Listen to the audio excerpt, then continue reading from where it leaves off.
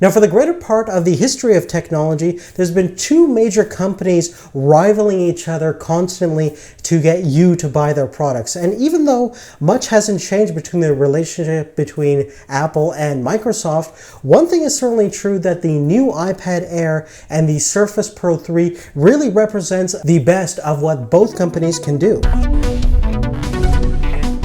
Now, don't get me wrong, even though these two are considered to be tablet devices, they're completely different in terms of design and functionality. The Microsoft Surface 3 is really made to replace your existing laptop, and the Apple iPad Air is one of the thinnest, lightest tablets, and certainly can qualify for being one of the best tablets out there under 10 inches. The Microsoft Surface 3 is using a full version of Windows 8.1, and that's the same exact operating system that I use to do all my work and to even make these videos possible. Additionally, I can even hook up an external monitor, keyboard, and mouse, and potentially even replace my whole entire desktop setup.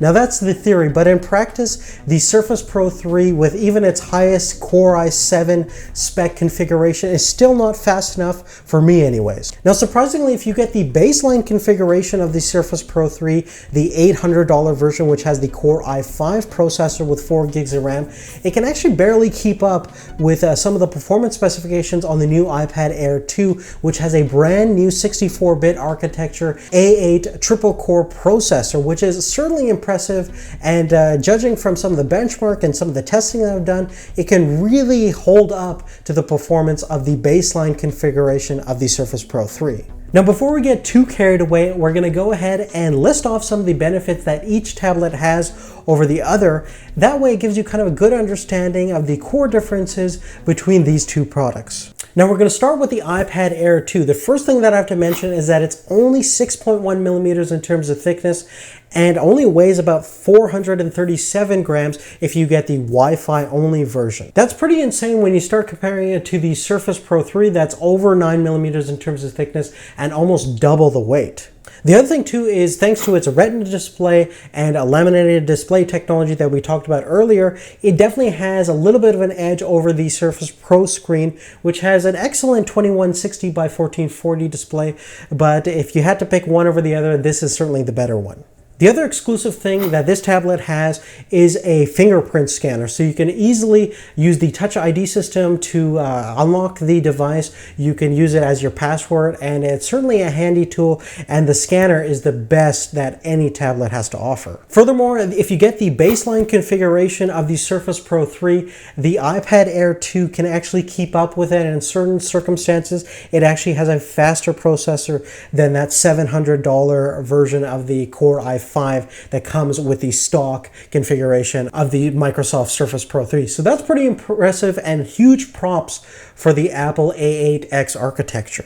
Moving on, it also has slightly better battery life at 10 hours versus about 8 to 9 hours on the Surface Pro 3, which is again pretty impressive since it's so thin and light. It's pretty incredible that it can get that kind of battery performance still. Additionally, the iPad you can get in the LTE version as well as Wi-Fi configurations, versus the Surface Pro 3 is only available in Wi-Fi. So if you are wanting to use your mobile network and don't have any kind of Wi-Fi hotspot that you can use, you definitely have that option of basically having LTE and internet everywhere you go.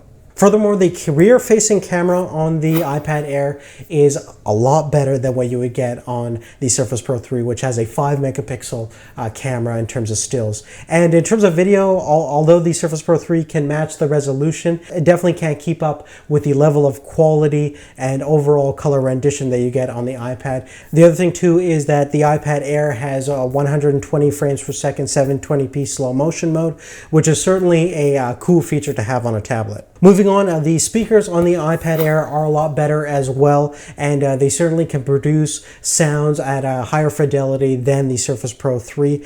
And the big thing about the iPad Air is that the starting configuration line starts at $500 versus the Surface 3 has a starting price of $800, which is pretty excessive, and that again makes it more in line with laptops. But again, that's quite a big difference in terms of price range. Continuing forth, I also like some of the new iOS 8 features on the new iPad Air, specifically the continuity and handoff features, making work between all your iOS devices really kind of seamless. And the other cool thing is that it has remote calling features.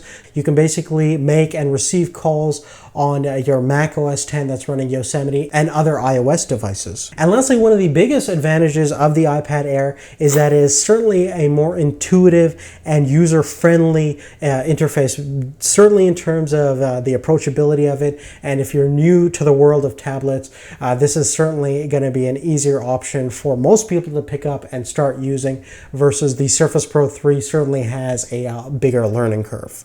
Now, listing off some of the benefits on the Surface Pro 3, first and foremost, this is a fully decked out computer in terms of capabilities. It's running a full version of Windows 8.1. It will be upgradable to Windows 10 when the update eventually comes out for it.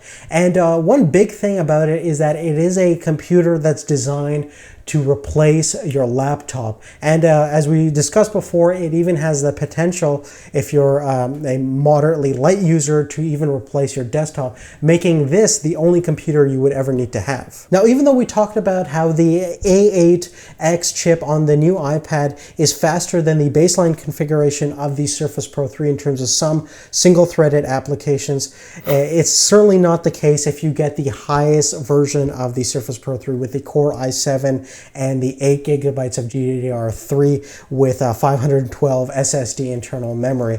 And if you have that kind of configuration, the Surface Pro 3 will blow the iPad out of the water. Furthermore, the Surface Pro 3 also has a user expandable memory slot. It has a micro SD expansion slot, so you can upgrade whatever configuration you get up to 128 gigabytes.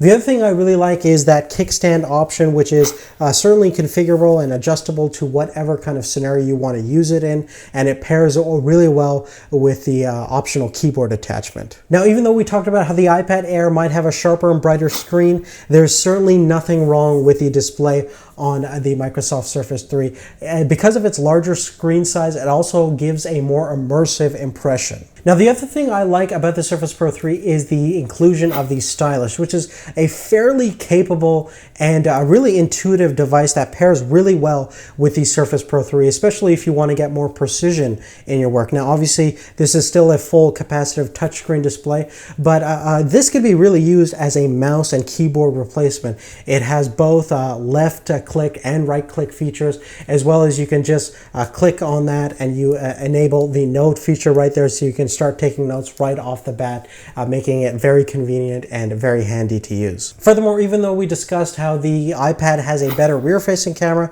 in terms of front-facing camera, the Surface Pro 3 definitely has a better overall image quality and better video capabilities. And the last thing that I like about the Surface Pro 3 is that it has full USB 3.0 connection and a mini DisplayPort connection, making it, again, a full-on computer. You can replace this with your desktop PC, as we discussed before, but having those is certainly convenient, and I wish more tablets had USB 3.0 interfacing. Sure, it adds a little bit of bulkiness to the overall tablet, but certainly a handy and convenient feature for most users out there. Now, that was my overall list of the benefits that each tablet presents. You might have a couple of things that you can probably think of that didn't make it to my list, but these are my core differences that I think each tablet presents. So hopefully give you some insight in terms of determining which tablet is right for you. And I would love to hear your thoughts on the specific kind of advantages and disadvantages that each tablet presents to your specific needs. I'm always interested in what you guys have to say. But other than that, guys, thank you so much for watching, and we'll see you later. Take care.